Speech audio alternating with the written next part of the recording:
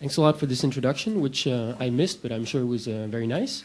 And thanks a lot for the invitation. We're extremely happy to take part in this very stimulating debate as far as the European wind industry goes, and I'd like to share some thoughts about the contribution of winds, the contribution that winds could make to this whole discussion. I'm just going to discuss briefly EWEA, what our organization does. Then I'll go into wind energy in Europe, the tendencies over the last 10 years, and looking ahead. Take a little time to discuss the context in Hungary, but not too much because the speaker, Dr. Hofmann, later will discuss it in more detail. And then we'll look at the 2050 energy roadmap, which will come out in a couple of weeks. But there's already quite a bit of data coming out in the press about this, and I thought it was important to take a couple of minutes to share some of our views on this, because it's going to be really critical for the next cycle in terms of legislation as far as Brussels goes. So EWEA, this is us. We have more than 600 members, almost 700 members now, coming from 60 countries. Obviously, mostly turbine manufacturers who have a leading share in the global market.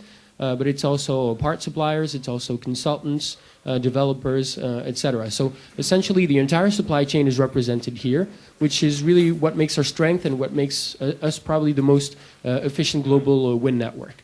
These are some of our lead sponsors. Just to come back to our activities, obviously we're the voice of the industry in Europe. We also do some research, we coordinate European programs, we disseminate high quality information, and we organize events on behalf of the industry.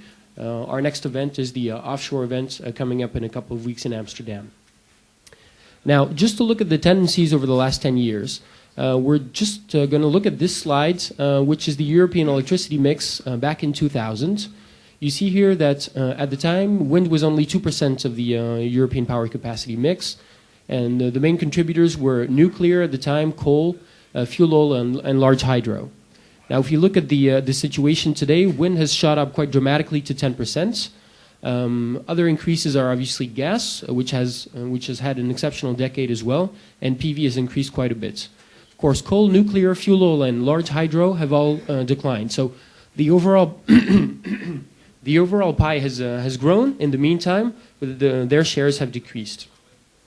If you look at the net capacity increases between 2000 and 2010.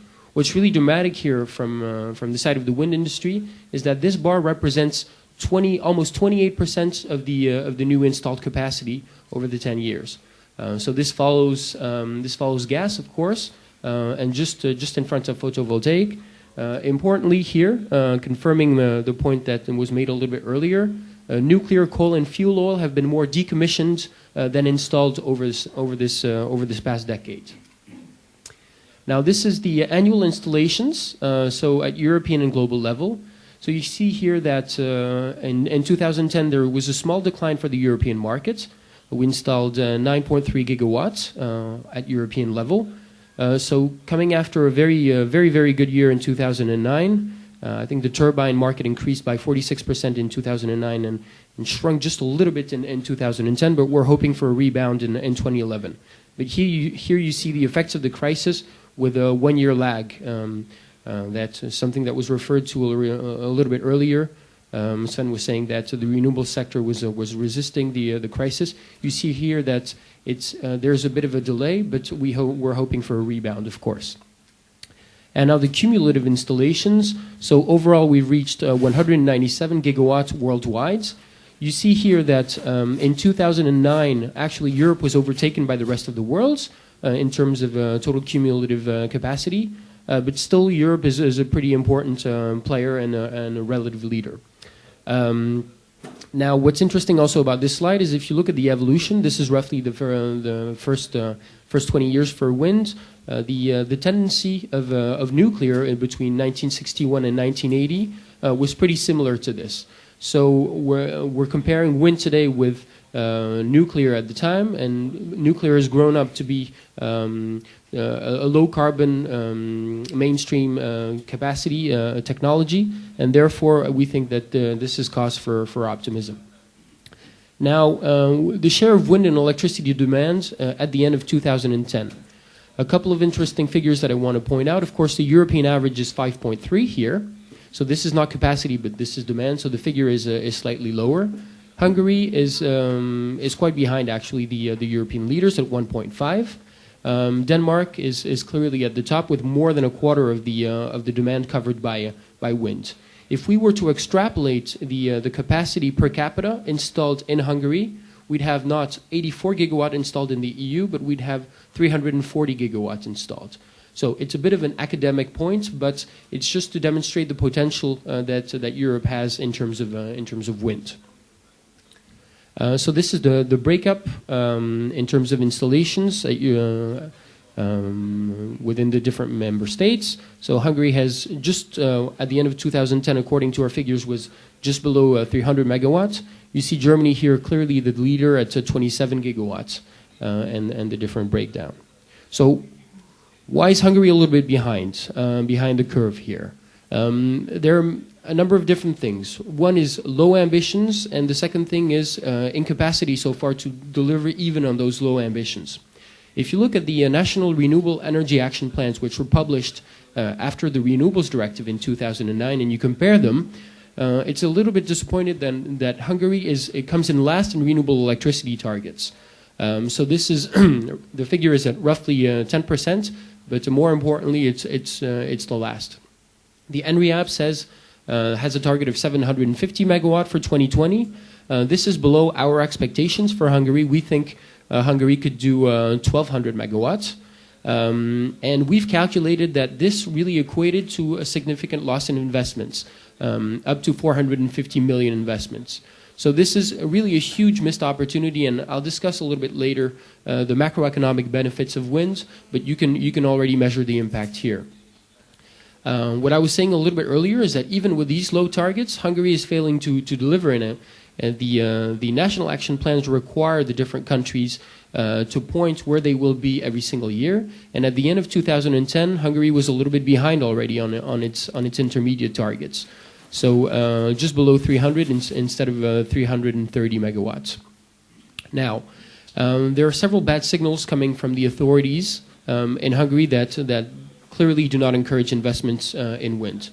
One is this cap for the development of wind energy, which was decided quite a few years ago now, but still remains, according to my information, at 710 megawatts.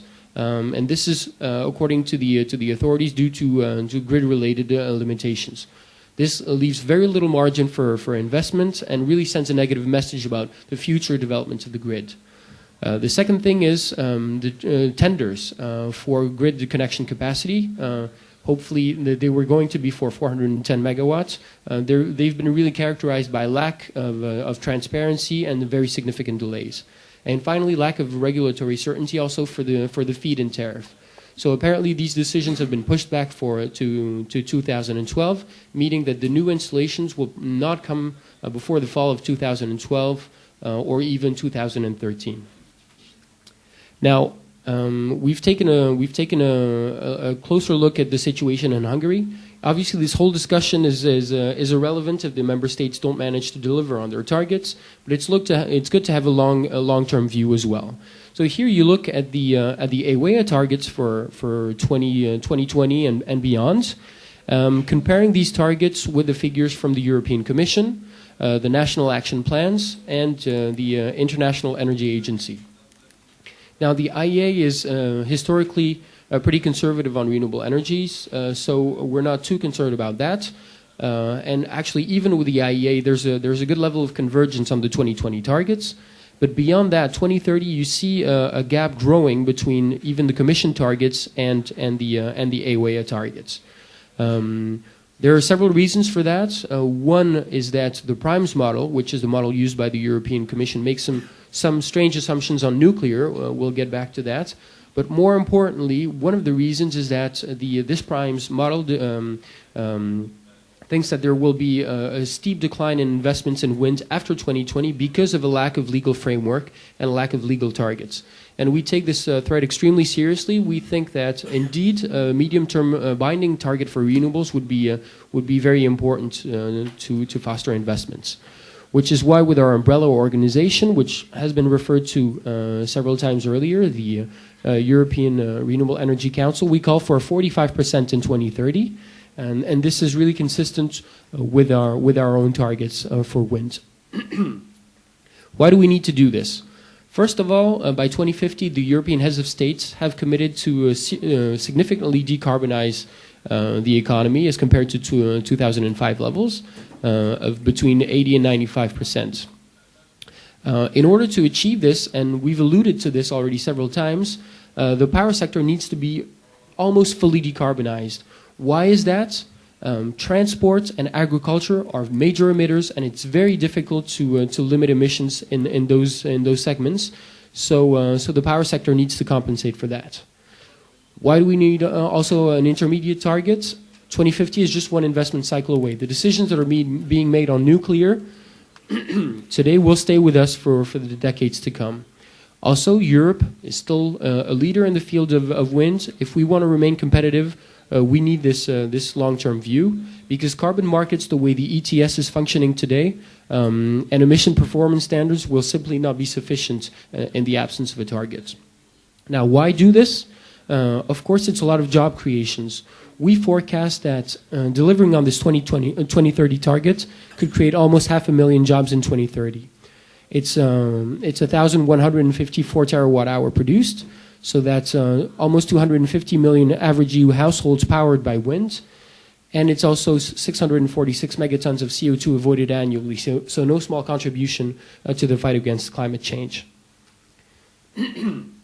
Now I want to discuss in more detail the 2050 roadmap, which is coming up in a couple of weeks.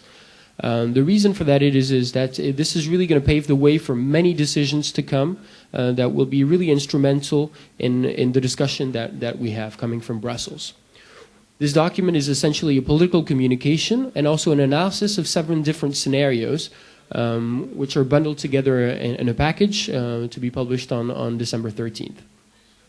The scenarios are based on the Primes model, which comes from the University of Athens E3M laboratory. And so these different scenarios are a reference scenario, current policy scenario, so taking into account the last policies, including the Renewable Energy Directive. And then you have the decarbonization scenarios, which are the ones we're going to analyze in more detail.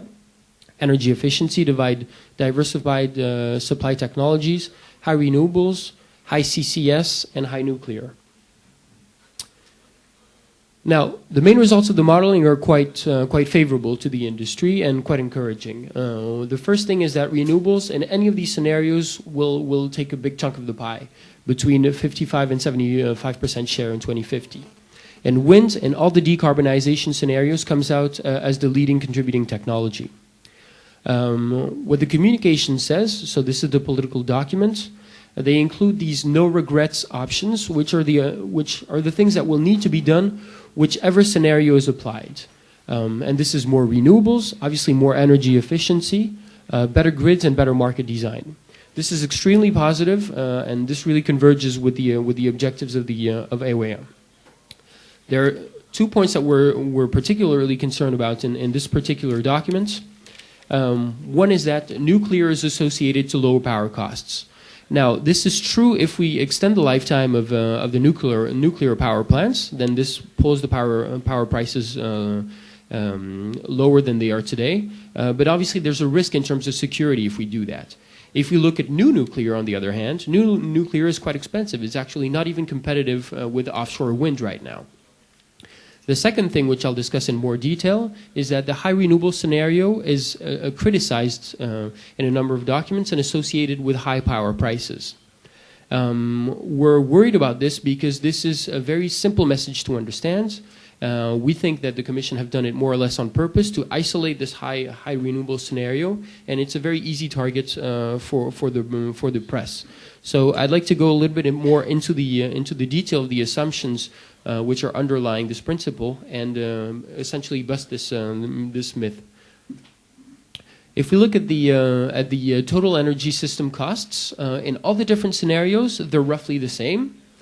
However, in terms of the power prices, you see a clear distinction between the different scenarios, with the blue scenario being the high renewable scenario here in this picture. And there's really a gap between the power prices in this and the other scenarios in 2050. Why is that? There are several problems. One is with fixed and capital costs. One is with variable and fuel costs, and the third problem has to do with the grid, investments in the grid. We think that the fixed and capital costs are 40% higher than in the other decarbonization scenarios in this, and this is for assumptions that we completely disagree with. First of all, capital expenditure for renewables here is too high, especially for photovoltaics, and the learning curve is really not taken into account. So this means that not only is the capex too high, but there's not a positive evolution factored into the model with a proper learning curve based on historical data that we're very comfortable with. Also, the scenario assumes a lot of nuclear, especially between 2020 and 2030. You see 30 gigawatt of nuclear. We really don't think that this is a serious possibility. Because of all this nuclear, the investments in renewables are delayed towards the end of the period, which means that the industry won't benefit from this learning curve, as if in a scenario where the investments were spread out through the period. And in the end, of course, with all this nuclear and all this coal, there's too much capacity in the system, which means that in 2050, nuclear runs at 50% capacity and coal at 20% capacity.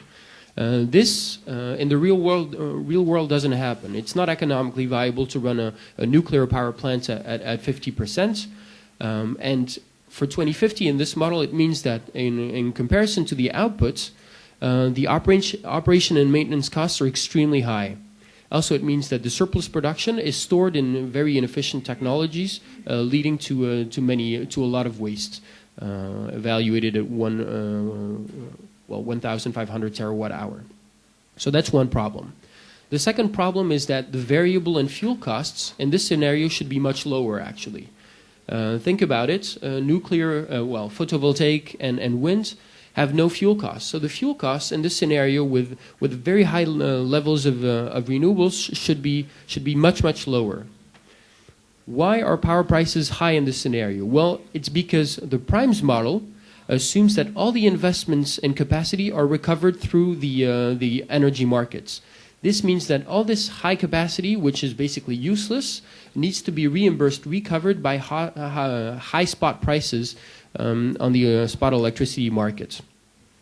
If we didn't have these excess capacities, we'd have very low costs in terms of variable costs and fuel costs, and the power price would be much lower. And finally, there's an issue with the grid. The costs associated to the grid in this scenario are 25% higher than in the other scenarios. We don't understand where that comes from. Obviously, Primes has modeled the carbon capture and storage and gas infrastructure for this particular scenario, but they haven't done it for the other ones. So we're a little bit skeptical about this 25%. But I think it's important to keep in mind that this may have the lead in the media, but it's important to bear in mind that wind is the key delivering technology in all the decarbonization scenarios, and that this shouldn't hide the fact that the overall system costs are basically the same in the different scenarios. Importantly, obviously, the European Commission supports more renewables, more energy efficiency, better grids, and better markets. So on this optimistic note, I will, thank you very much for your attention.